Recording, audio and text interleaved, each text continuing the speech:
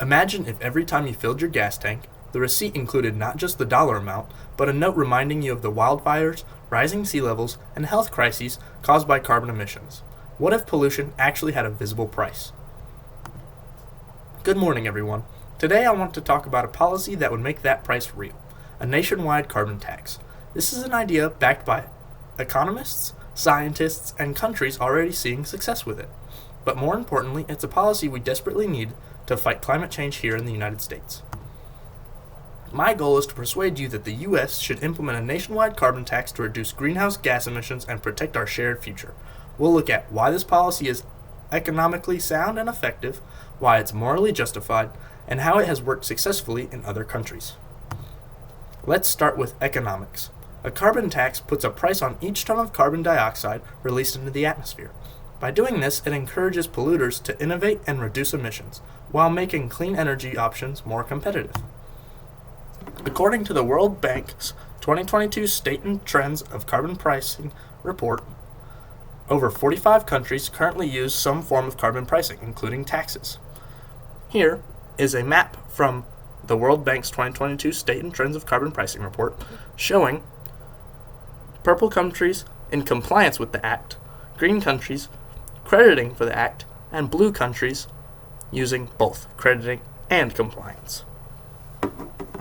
These policies create strong incentives for emissions reduction, and they work. One of the most prominent voices on this issue is Nobel Prize-winning economist William Nordhaus. He argues that carbon taxes are the most efficient and cost-effective method for addressing climate change. In his 2019 article in the American Economic Review, he notes that a well-designed carbon tax can drive emissions reductions without stalling economic growth. Let me show you a quick visual comparison of emissions before and after implementing carbon taxes in a country like Sweden.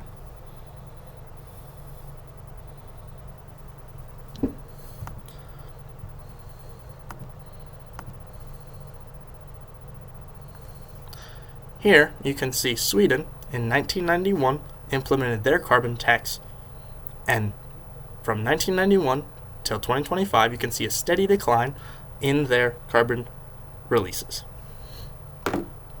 As you can see, these policies correlate with real, measurable declines in emissions over time, proof that this approach isn't just theoretical. But beyond numbers and charts, we also need to ask, is it fair and is it just? Right now, the people who emit the most carbon are big corporations and wealthy consumers who often don't pay for the consequences. Instead, low-income communities and future generations bear the burden of increased asthma rates, flooded homes, and food insecurity. A carbon tax helps correct that injustice. It holds polluters accountable by forcing them to pay for the damages they cause. This follows a long-established principle in environmental ethics called the polluter pays principle, as explained by environmental law scholar Shi-Ling Su in his 2011 book, The Case for a Carbon Tax. And here's something many people don't realize. A carbon tax can be designed to avoid hurting low-income families. One popular model, called the carbon fee and dividend, returns the revenue from the tax back to the households as a monthly check. According to the Citizens Climate Lobby, about 2/3 of American households would actually come out ahead financially from this system. So yes, this policy can fight climate change and support economic justice. Now you might be wondering, has this actually worked anywhere? Absolutely. Let's look at Sweden. They introduced a carbon tax in 1991. Since then, their emissions have dropped by over 27%, even as their economy grew by more than 80%. This comes from a 2021 report by the Swedish Ministry of Environment.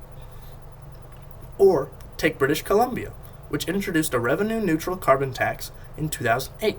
According to a peer-reviewed study by Murray and Rivers in 2015, in energy policy, per capita emissions fell by 12% in just 5 years, while their economy slightly outperformed the rest of Canada. These examples prove that a carbon tax doesn't just work, it can be part of a thriving and growing economy. So what have we seen today? We have seen that a carbon tax is economically effective, morally right, and proven to work in countries that have already embraced it. We have seen that it isn't some radical idea, it's a practical, evidence-based policy that balances climate action with economic growth. That's why I'm asking you to support proposals like the Energy Innovation and Carbon Dividend Act, and to use your voice, whether that's voting, posting, or contacting lawmakers to push for a national carbon tax. We're already paying the cost of climate change, with our air quality, with our forests, and with our future. So let's start taxing the pollution that's causing it, and start investing in a cleaner, fairer world. Thank you.